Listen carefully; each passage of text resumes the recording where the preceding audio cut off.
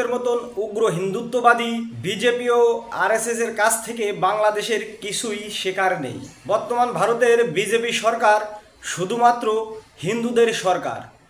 এই বিজেপি সরকারের কাছে হিন্দু ছাড়া সকল ধর্মের মানুষই অনিরাপদ।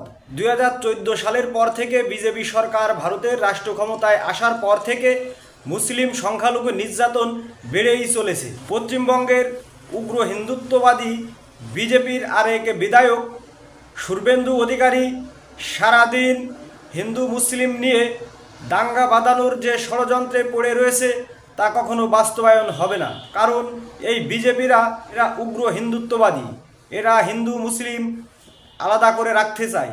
এরা মুসলিমদের নির্যাতন করে মুসলিমদের ধর্মীয় সব প্রতিষ্ঠান দখল করে নিচ্ছে। কেন এত নির্যাতন ভারতে? কেন মুসলিমদের উপর এত নির্যাতন, হত্যা? তাদের বাড়িঘর ভেঙে দেওয়া হচ্ছে, মসজিদ ভেঙে দেওয়া হচ্ছে, সার্ভের নামে ধর্মীয় প্রতিষ্ঠান দখল করে নেওয়া হচ্ছে, ওয়াকফ সম্পত্তি আইন সংশোধন করে মুসলমানদের ধর্মীয় সম্পত্তি উগ্র হিন্দুত্ববাদী জঙ্গিদের দখলে চলে যাচ্ছে।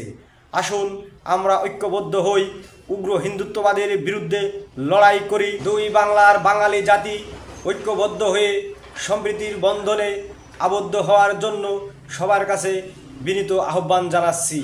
আমরা বাঙালি জাতি, বীরের জাতি। উগ্র হিন্দুত্ববাদী বিজেপি সরকার বাঙালিদের মাঝে ভেদের সৃষ্টি করতে পারবে না।